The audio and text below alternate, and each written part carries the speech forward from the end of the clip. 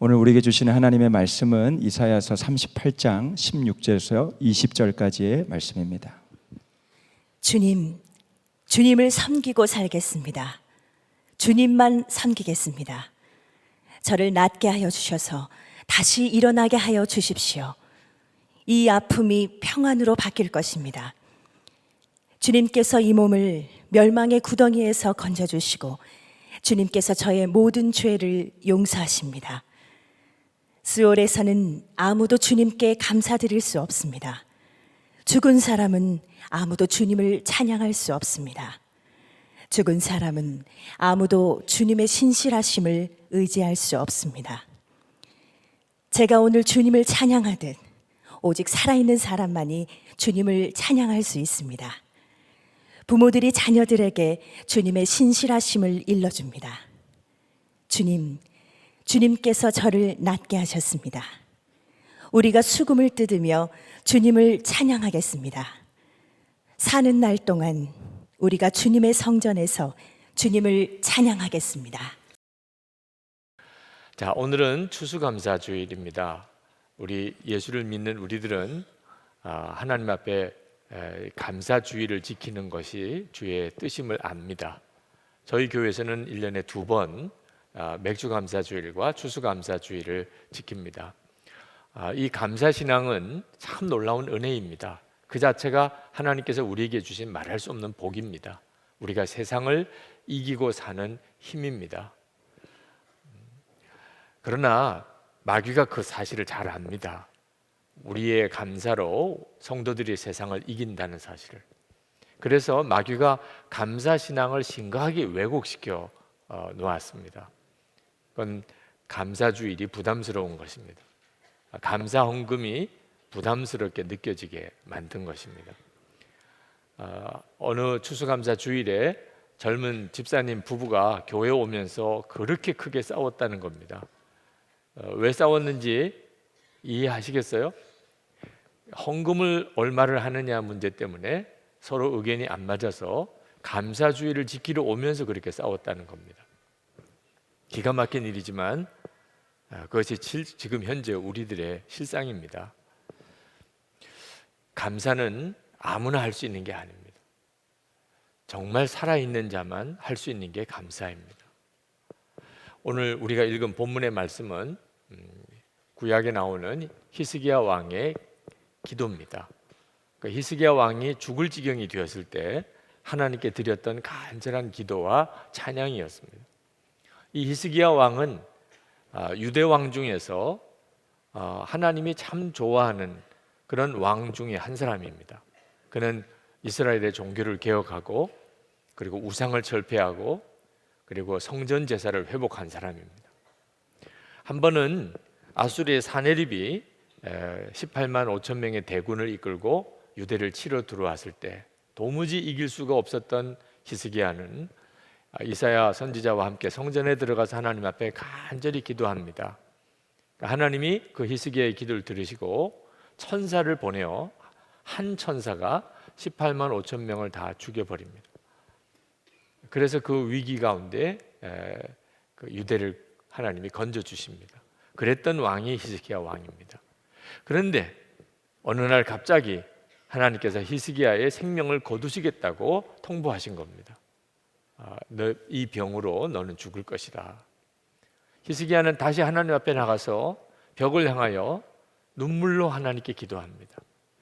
그때 그 히스기야의 기도가 오늘 이사야 38장 3절에 나옵니다. 주님께 빕니다. 제가 주님 앞에서 진실하게 살아온 것과 온전한 마음으로 순종한 것과 주님께서 보시기에 선한 일 한 것을 기억하여 주십시오.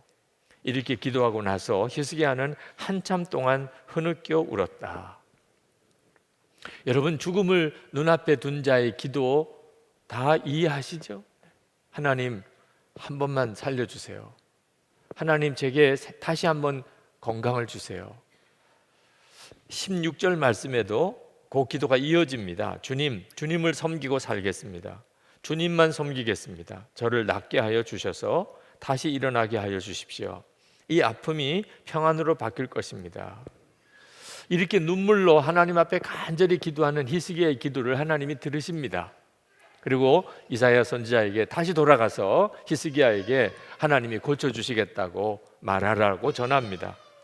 4절부터 6절까지에 이렇게 말씀합니다. 그때에 주님께서 이사야에게 말씀하셨다. 너는 되돌아가서 히스기야에게 일러라. 너희 조상 다윗의 하나님이신 주님께서 이렇게 말씀하신다. 내가 기도하는 소리를 내가 들었고 내가 흘리는 눈물도 내가 보았다. 내가 너의 목숨을 15해 더 연장시키고 너와 이 도성을 아시리아 왕의 손에서 구하고 이 도성을 보호하겠다. 유명한 히스기야의 기도입니다. 15년 생명 연장을 받은 기도죠. 오늘 이 본문을 추수감사주일 설교 본문으로 택한 이유는 히스기야가 하나님께 생명 연장을 구하면서 왜 자기가 살아야 하는지, 살아야 되는 이유 중에 하나를 감사하기 위해서라고 꼽았다는 것입니다. 18절 말씀에 서울에서는 아무도 주님께 감사드릴 수 없습니다. 죽은 사람은 아무도 주님을 찬양할 수 없습니다. 죽은 사람은 아무도 주님의 신실하심을 의지할 수 없습니다. 제가 오늘 주님을 찬양하듯 오직 살아있는 사람만이 주님을 찬양할 수 있습니다. 이 기도가 제 마음에 너무나 큰 울림이 되었습니다. 그렇지, 살아있는 자가 감사하는 거지. 감사가 얼마나 놀라운 것인가를 이 히스기야의 기도를 통해서 주님이 저에게 도전해 주셨습니다. 여러분, 죽음이 왜 두렵습니까? 사랑하는 사람과 사별하는 것이 왜 그렇게 슬픕니까? 그때 도대체 우리 마음을 치는 것이 무엇입니까? 감사하고 살지 못했던 것입니다. 사랑하는 사람이 이제 죽음으로 내 곁을 떠날 때, 내가 왜 그때 이 일로 인해 감사하지 못했을까? 그제서야 그게 깨달아져요. 죽고 나면 더 이상 감사가 없습니다. 무덤 속에서는 더 이상 감사가 없습니다. 그게 히스기야의 살려달라는 기도 중에 하나였어요. 물론 육신이 살아서 온전한 감사가 드려지는 건 아닙니다. 육신이 살아있어도 감사할 줄 모르는 사람이 수도 없이 많습니다. 영혼이 살아야 하는 거죠. 영혼이 살아야 비로소 하나님께 제대로 감사를 드릴 수가 있습니다.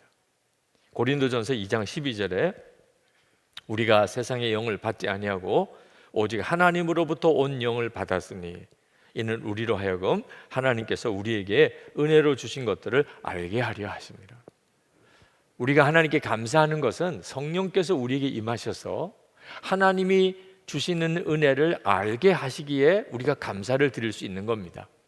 하나님은 살아계시고 하나님은 나를 사랑하셔서 독생자를 보내주셨고 예수님의 십자가로 내가 구원받았으며 지옥 갈 자가 하나님의 자녀가 되었고 지금도 주님이 함께 계시니 이 하나님이 나에게 베푸신 이 은혜가 깨달아지게 되니까 형편과 여건 상관없이 하나님께 감사하게 되는 것입니다. 제 생애에 하나님께 드렸던 참 기억날 최초의 감사가 군목 시험 보고 합격 소식을 들었을 때입니다. 왜 그렇게 감사했는지는 지금도 잘 이해가 안 되지만 그렇게 너무 감사하더라고요. 그래서 하나님 앞에 감사헌금을 드리고 싶은데 가난한 신학생이 무슨 가지고 있는 돈이 없어서 부모님께 사정을 말씀을 드리고 감사헌금 할 돈을 좀 부탁을 드렸습니다. 부모님이 저에게 주셨는데 제가 원하는 액수보다 형편없이 작아요. 그래서 제가 가지고 있는 용돈 다 털어서 함께 감사헌금을 드렸습니다. 그렇게 감사헌금을 드리니까 그게 기억이 나죠.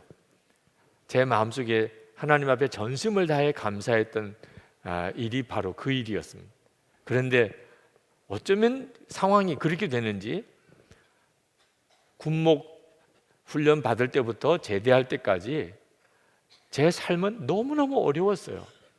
장애인이 될 위기에 처하기도 하고 3년 동안이나 해마다 훈련소에 입소를 해야 되니 우리 가족들이 겪은, 아내와 딸이 겪은 고생이 말이 아니었고 제가 군목 임관을 하고 난 다음에도 3번이나 군인병원에서 수술을 받아야 했습니다.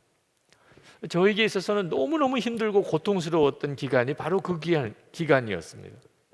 한 번은 마음속에 그런 질문이 생기더라고요.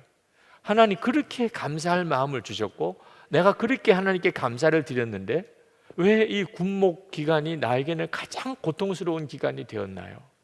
이해하기가 어려웠어요. 근데 어느 날 저희 후배 목사님이 시골교회 담임자이신데 부흥의 인도를 요청해 오셨어요. 첫 번째 부흥의 인도에 대한 요청이었습니다. 저를 강사로 요청한 것은 순전히 강사비가 적게 드는 것 때문이었습니다. 그 시골교회의 여건이 어려우니 그저 자비량 부흥회를 올 수 있는 선배를 찾다가 저에게 연락이 온 거예요. 그러니 안 간다고 할 수도 없고 부흥회는 해본 적도 없고, 그래서 하나님께 기도했어요. 뭐 은혜 받은 게 있어야 가서 부흥회 때 말씀을 전하고 하나님의 은혜의 통로가 되지 않겠습니까? 도대체 나는 어떤 은혜를 받았습니까? 그렇게 돌아보고는 깜짝 놀랐어요. 하나님께서 제게 베푸신 가장 놀라운 은혜가 다 그 군목 훈련 받을 때부터 제대할 때까지 다 부어지신 거예요. 제가 진정으로 거듭났지요. 기도 훈련을 받았지요. 소망의 눈이 열렸지요. 주님이 저와 함께 계시는 것에 대해서 눈이 뜨였지요. 제가 받아야 될 은혜의 가장 중요한 은혜들을 그 기간에 다 받았더라고요. 지금 누가 저에게 어느 때가 당신에게 있어서 가장 감사한 때입니까? 라고 묻는다면 저는 군목 시절이었다고 밖에는 말할 수가 없어요. 참 놀라운 일이더라. 성령을 우리에게 주셔서 우리 안에 일어난 일이 하나님이 내게 주신 은혜가 깨달아지는 겁니다. 성령님만이 그렇게 하실 수 있어요. 여러분, 부모님께 감사하죠? 왜 그렇습니까? 뭐 받을 게 더 있어서 감사합니까? 오히려 아무것도 나에게 줄 게 없는 그 부모님께 더 우리 마음은 간절하게 감사합니다. 때때로는 부모님이 미안해하세요. 부담 준다고. 그때마다 간곡하게 말씀을 드립니다. 하나님께서 우리에게 주실 복을 빼앗아 가지 마세요. 아무것도 돌려줄 수 없는 부모님에게 우리가 잘하는 것은, 효도하는 것은 하나님께서 복을 주실 조건이라고 성경이 말하고 있습니다. 하나님께 대하여도 마찬가지예요. 하나님께서 우리에게 많은 것을 주셨기 때문에 감사하는 게 아닙니다. 추수감사주일이라고 이렇게 강단 자식도 이렇게 한 거 보니 오곡백과가 무르익고 하나님께서 1년 동안 나에게 많은 수확을 주셔서 그래서 감사하는 건가 보다. 절대 그렇지 않습니다. 언제 감사하면 좋을까? 감사절을 택하다 보니까 추수가 끝나고 요때가 좋겠다. 그래서 정한 것뿐이지, 추수할 게 많았기 때문에 감사하다면 우리는 감사 안 해도 되는 해가 훨씬 많을 거예요. 받은 것보다도 받지 못한 것, 어려움 당한 것, 말할 수 없이 고통스러웠던 해가 우리가 살아보면 얼마나 많습니까? 그러면 그때는 감사 안 해도 되는 거잖아요. 근데 하나님께서는 그렇게 말씀 안 하셨어요. 무조건이에요. 감사절에 하나님께 마음을 다하여 전심으로 감사하라고 말씀하셨어요. 그건 무슨 까닭이죠? 형편이 좋고 나쁘고를 떠나서 우리에게는 감사의 조건이 있다는 것이죠. 하나님의 은혜입니다. 이것이 눈이 뜨인 사람만 할 수 있는 게 감사해요. 영이 살아있는 사람만 할 수 있는 게 감사합니다. 저는 한동안 교인들에게 감사헌금을 힘을 다해서 하시라는 설교를 못했어요. 왜냐하면 교인들 중에 싫어하는 분들이 있으니까. 그런 설교 들으면 오히려 마음이 시험되는 분들이 있으니까. 있잖아요. 지금 손 들어보라고는 안 하겠지만 감사헌금 또는 이런 헌금 설교하는 것은 아주 마음에 안 드는 분들이 있잖아요.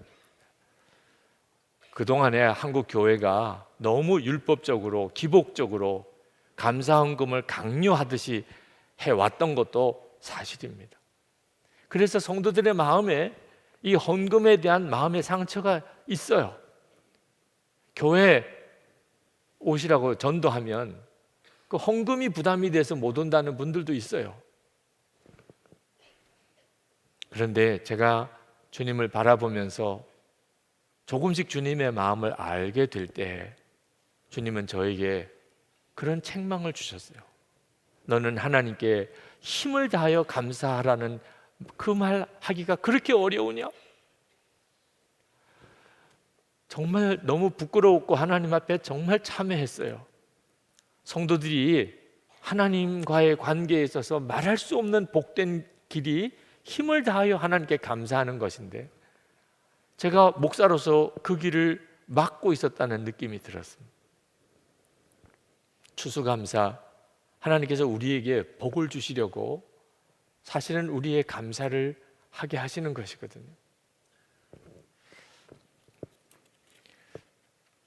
여러분, 만약에 여러분의 마음에 감사가 식었다면, 전에는 내가 정말 뜨겁게 하나님께 감사할 때가 있었는데 지금은 솔직히 그런 감동이 없습니다. 오늘도 추수감사 주일이지만 그저 절기라고만 알고 있지 내 마음으로부터 뜨거운 감사의 마음이 없어졌다면 여러분, 이건 굉장히 심각한 일입니다. 성경이 분명히 마지막 때가 오면 일어날 일들 중에 감사가 사라질 것이라고 말씀하셨습니다. 디모데후서 3장 1절 2절에 보면 너는 이것을 알라.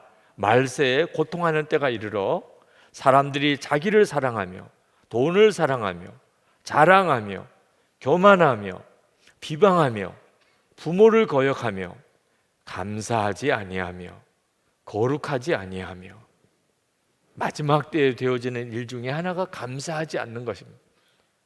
그러므로 지금도 마귀가 성도들의 마음에서 감사를 뺏어가고 있어요.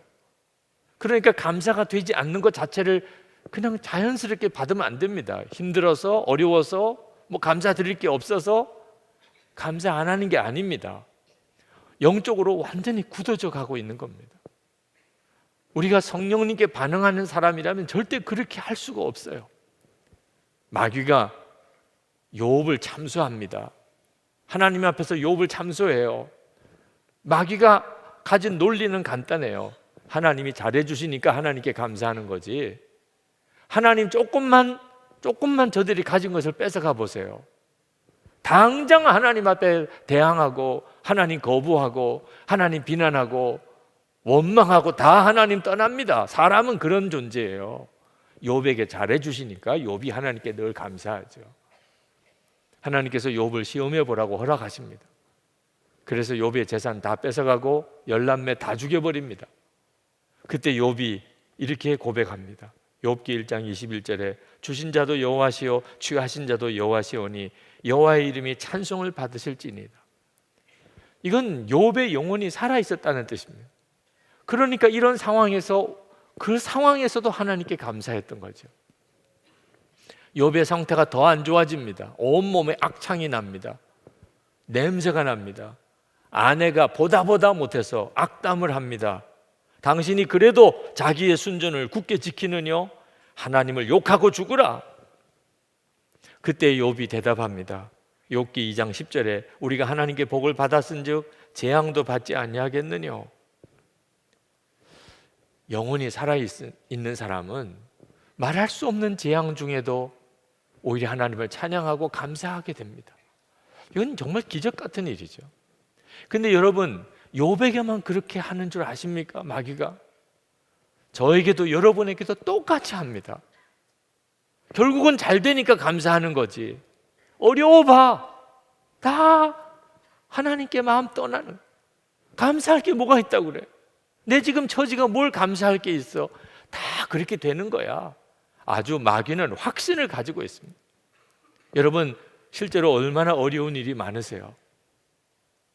마귀는 회심의 미소를 띠고 아주 징글징글한 그런 웃음을 띠면서 우리의 입에서 하나님 원망하고 불평하고 감사가 무슨 감사야, 그렇게 하게 될 것을 확신하고 기다리고 있어요.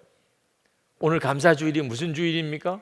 하나님께 감사의 마음으로 예배하는 날이기도 하지만 바로 그 마귀에게 우리가 대답해야 하는 날입니다. 나는 여전히 하나님께 감사할 거야.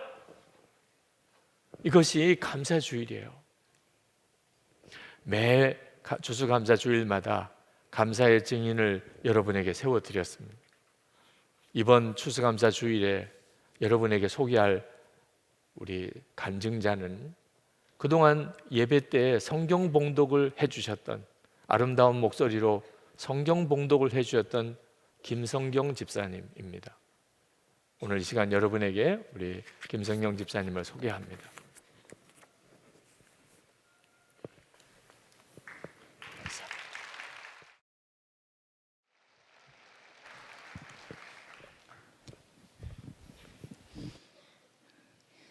하나님은 살아계시고 날 사랑하시며 날 향한 놀라운 계획을 가지고 계심을 고백하며 작년 7월 주님께서 믿음의 가정을 세워주셨습니다.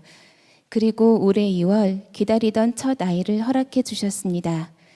아이의 첫 심장 소리를 들었을 때 생명의 신비함을 느끼며 나도 곧 엄마가 되는구나 행복한 생각을 하며 태명도 짓고 매일 밤 태중의 아이를 위해 축복하는 기도를 했습니다. 임신 중반쯤 정밀 초음파 검사를 하고 충격적인 얘기를 들었습니다. 아이가 많이 아픈 것 같다는 선생님의 말씀. 이 병원에서는 더 이상 해줄 수 있는 게 없으니 큰 대학병원으로 옮기라는 말씀. 아이의 안 좋은 곳이 한두 군데가 아니었기에 듣는 내내 울지 말자 스스로를 다독이며 겨우 정신을 붙들고 집으로 왔습니다. 친정엄마에게 먼저 이 소식을 전하며 태어나서 처음으로 대성통곡을 했습니다. 우리 애기 많이 아프대 어떻게? 이 말밖에 할 수 있는 말이 없었습니다. 병원을 옮기고 다시 검사를 한 결과 18번 염색체 이상이 있는 에드워드 증후군이라는 판정을 받았습니다.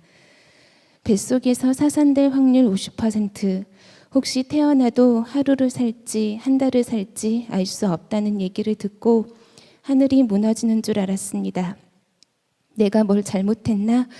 내가 나이가 많아서 아이가 이렇게 된 건가? 수많은 생각을 하며 그냥 울었습니다.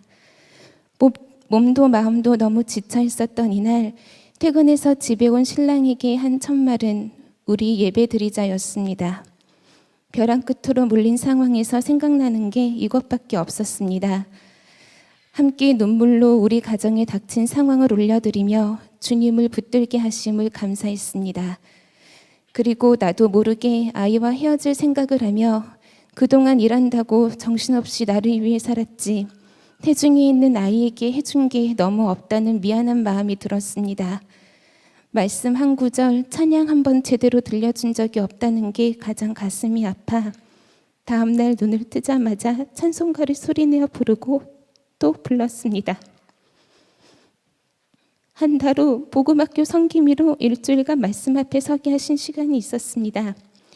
전화 면접 당시 아이의 상황을 알리며 아직 뱃속에 있지만 이 아이에게 복음을 들려주고 싶다고 했습니다. 허락되어진 일주일의 시간 동안 매 순간 말씀을 듣는데 아이가 반응하고 있음을 느낄 수 있었습니다. 그동안 잘 느끼지 못했던 아이의 움직임이 확실하게 느껴졌던 것입니다. 그리고 주님은 무엇보다 나에게 분명하게 말씀해 주셨습니다. 예랑이는 하나님의 완전한 사랑이라고. 저는 그 깨달음이 엎드려 올 수밖에 없었습니다. 내 편에서 우리 아이는 온전치 못한 모습, 장애가 많은 아이이지만 하나님 편에서는 그게 아니라는 것이었습니다. 이 아이는 태초부터 주님이 디자인하셨고 우리 가정에 주시기로 계획하셨던 아이라는 것을 알게 하셨습니다. 그렇기 때문에 이 아이는 완전한 하나님의 사랑이라고 하시는 것이었습니다. 얼마나 감사한지 이 감사함을 눈물로 표현할 수밖에 없었습니다. 많은 분들의 중보 기도로 10월 7일 자연분만으로 아이를 만날 수 있었습니다. 태어났을 때 숨을 쉬지 않고 심장도 멈춰 있어서 아이를 살리기 위해 의료진들이 다급하게 움직였습니다. 17시간의 진통으로 정신이 없는 중에도 아이의 울음소리가 들리지 않아 걱정이 되었지만 얼마 지나지 않아 잠깐이지만 아이의 울음소리를 들을 수 있어 얼마나 기뻤는지 모릅니다. 아이를 낳고 3시간 후 신생아 중환자실에서 아이를 처음 마주한 순간 아이가 많이 고통스러워 보여 마음이 아팠습니다. 나와 분리된 이 아이는 이제 혼자 모든 고통을 감당해내야 한다는 사실에 마음이 찢어질 듯 아프고 아이에게 미안했습니다. 의사 선생님은 아이가 살 수 있는 시간을 조심스럽게 한 달이라고 말씀하셨습니다. 그리고 아이가 태어난 지 이제 한 달하고 열흘이 넘었습니다. 비록 인공호흡기에 의지해 숨을 쉬지만 많은 분들의 기도로 아이가 하루하루 잘 버텨주고 있습니다. 처음 아이의 상황을 듣고 아이를 낳고 지금 아이를 마주하고 있는 모든 시간들 속에서 하루에도 몇 번씩 마음이 무너집니다. 그런데 이런 절망을 느끼는 순간마다 떠오르는 것은 예수님입니다. 주님이 하신 말씀들이었습니다. 항상 기뻐하라, 쉬지 말고 기도하라, 범사에 감사하라. 무릇 지킬 만한 것보다 내 마음을 지키라. 내게 주어진 상황만 보면 감사할 것이, 기뻐할 것이 하나도 없고 끝도 없이 무너지는 마음만 보입니다. 하나님, 능히 감당할 시험만 허락하신다고 하셨는데 주님이 보시기에 제가 이 일을 감당할 수 있을 거라 생각하셔서 허락하신 건가요? 라고 묻고 또 물으며 하염없이 울기만 할 때에도 주님은 내게 주어진 상황이 아니라 그 모든 것을 주관하시는 주님께 시선을 고정시키기 원하심을 알게 하셨습니다. 그리고 가장 많이 묵상하게 하신 것은 하나님 아버지와 그의 아들 예수 그리스도였습니다. 사실 살 수 없는 아이라는 것을 처음 알았을 때 아이를 지울까 하는 생각도 잠깐 했었습니다. 그런데 생명의 주관자가 하나님이심을 너무나도 분명히 알고 있었고 무엇보다 아이를 배신하고 싶지 않았습니다. 내 모습이 어떠하더라도 내가 주님 품에 있을 때 가장 안전함을 느끼는 것처럼 아이도 그럴 거라는 마음이 들었습니다. 그리고 이때 십자가를 지신 예수님과 그의 아들을 이 땅에 보내신 하나님 아버지의 마음을 깊이 묵상하게 하셨습니다. 이미 모든 것을 알고 계셨던 하나님께서 그럼에도 불구하고 당신의 아들 예수 그리스도를 이 땅에 보내셨고 예수님은 당신이 가셔야 하는 길이 어떤 길인지 아시면서도 상황을 피하지 않고 십자가를 지셨음을 계속 묵상하게 하셨습니다.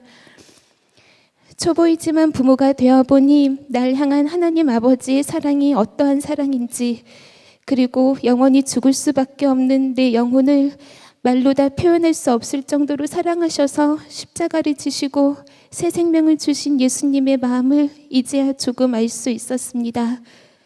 요한복음 3장 16절 말씀이 실제로 내 안으로 들어오고 뿌리를 내린 듯 했습니다. 우리 가정의 상황은 변한 것도 없고 기적도 없습니다. 아직 모든 상황이 진행 중이고 날마다 허락하신 하루를 감사의 고백을 올려드리며 지내는 것이 전부입니다. 이전에는 사람들이 놀라고 감동받을 뭔가 대단한 일이 있어야 하나님이 일하셨습니다라고 고백할 수 있는 것으로 여겼습니다. 그러나 지금 나에게는 매일매일 아이의 얼굴을 보고 엄마 아빠 목소리를 들려줄 수 있는 것이 기적입니다. 하나님의 뜻이 무엇인지 정확히는 모르지만 한 가지 분명히 아는 것은 나의 하늘 아버지는 선하신 분이라는 것입니다. 이 모든 시간을 지나오면서 버틸 수 있었던 건 나의 하나님은 좋으신 분이시고 실수가 없으신 선하신 주님이라는 신뢰가 흔들리지 않았기 때문입니다. 우리 가정이 앞으로 감당해야 할 일들이 있습니다. 주님보다 앞서지 않고 매일매일 보여주시는 것만큼만 주님을 신뢰함으로 세상은 이해하지 못하는 천국 소망을 품고 나아갑니다. 모든 일들이 주님의 뜻대로 온전히 이루어지길 우리 예랑이가 비록 작고 연약하지만 오직 하나님의 영광을 드러내는 통로로 쓰임받길 기도합니다.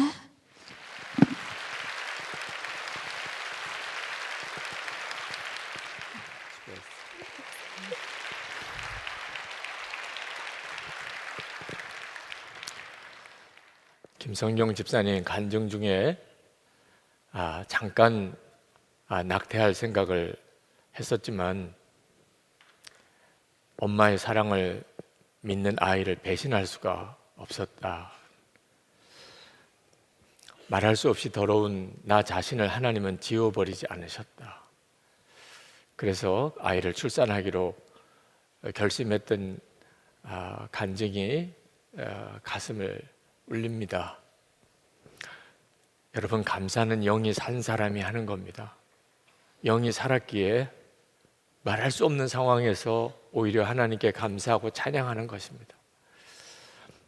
하나님은 감사를 통해서 우리의 영을 살리십니다. 영성일기, 예수님과 동행일기를 쓰게 해드리는 이유는 영이 살아야 하나님 뜻대로 살 수 있기 때문입니다. 영적인 심폐소생술과 같은 거죠. 그런데 여러분, 감사도 똑같습니다. 하나님께서 우리에게 그렇게 감사하라 하신 것은 감사가 우리의 영적인 심폐소생술입니다. 감사합니다 고백하면서 우리 영이 사는 것입니다. 오늘 이 시간에 우리가 20절 말씀이 우리 가운데 이루어지기를 말씀을 붙들고 기도했으면 좋겠습니다. 주님께서 저를 낫게 하셨습니다. 우리가 수금을 뜯으며 주님을 찬양하겠습니다. 사는 날 동안 우리가 주님의 성전에서 주님을 찬양하겠습니다. 죽음 앞에서 하나님 살려주셔야 감사하지 않겠습니까? 했던 히스기야의 심정, 하나님 제게 감사의 회복을 주세요. 주님, 내 영혼을 살리셔서 내 안에 하나님의 은혜를 깨닫게 하시고 그리고 뜨겁게 감사를 일으켜 주옵소서. 우리 다 같이 통성으로 기도하겠습니다.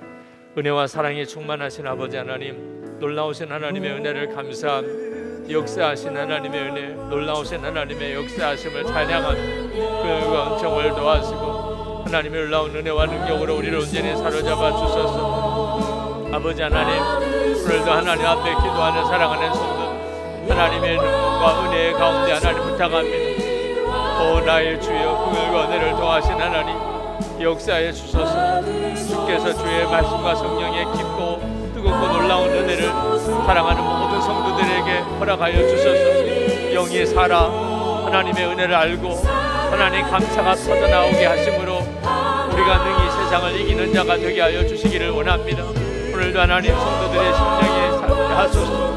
하나님 은혜의 눈이 뜨이게 하소서. 하나님 감사의 복을 받은 자가 되게 하여 주소서. 감사의 기적을 경험하게 해 주옵소서. 하나님 우리에게 부딪히는 수많은 일들 하나님 찬양하며 감사하며 승리하게 하여 주시옵소서. 주님 찬양합니다. 감사합니다. 하나님 놀라우신 주님 은혜를 찬양합니다. 역사하신 주님을 찬양합니다.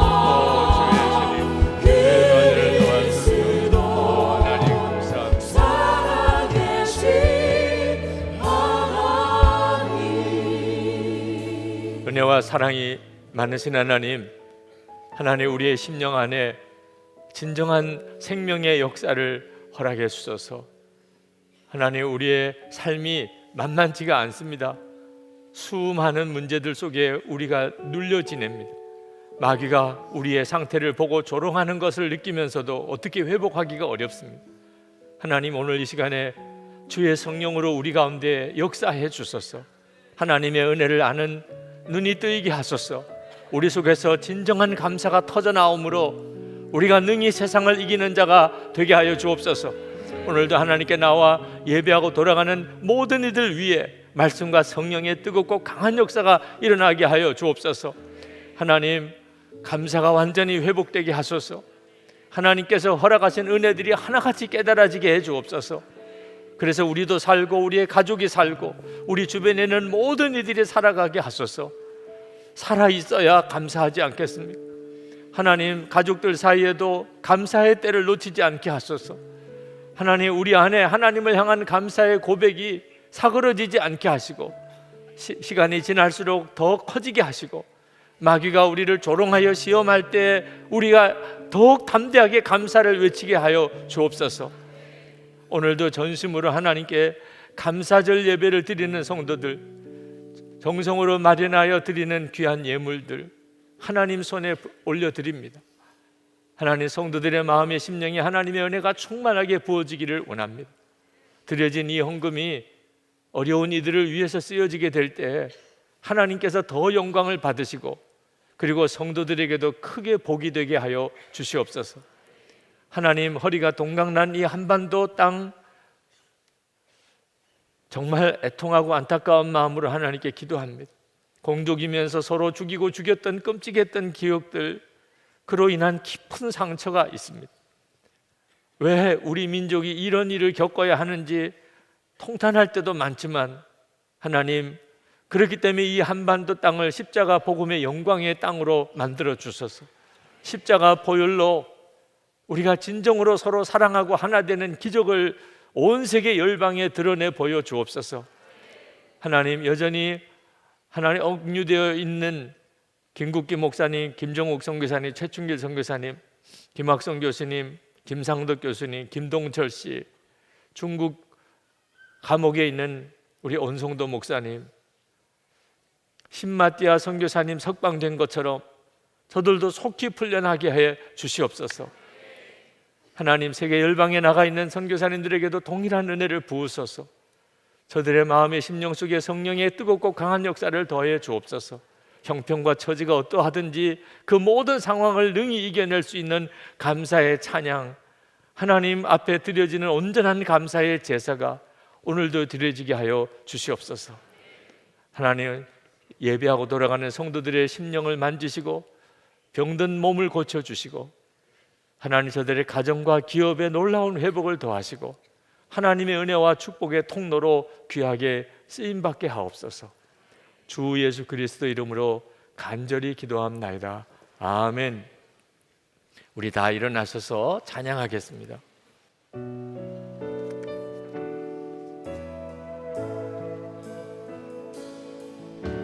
주님, 큰 영광 받으소서. 홀로 찬양 받으소서. 모든 이름 위에 뛰어난 그 이름, 온 땅과 하늘이 다 찬양해. 겸손하게 우리 무릎 꿇고 주 이름 앞에 영광 돌리세. 모두 절하세. 독생자 예수, 주님께 찬양 드리리. 모든 영광과 존귀와 능력 받으소서. 받으소서. 영광과 존귀와 능력 받으소서. 받으소서. 그리스도 살아계신 하나님, 모든 영광과 존귀와 능력 받으소서. 받으소서. 영광과 존귀와 능력 받으소서. 받으소서. 그리스도 살아계신 하나님. 하나님, 전심으로 하나님께 예배하고 감사주의를 지키고 돌아가는 모든 성도들 위해 주 예수님의 은혜와 하나님의 사랑하심과 보혜사 성령의 교통하심이 언제나 함께 하시기를 간절히 축원하옵나이다. 아멘.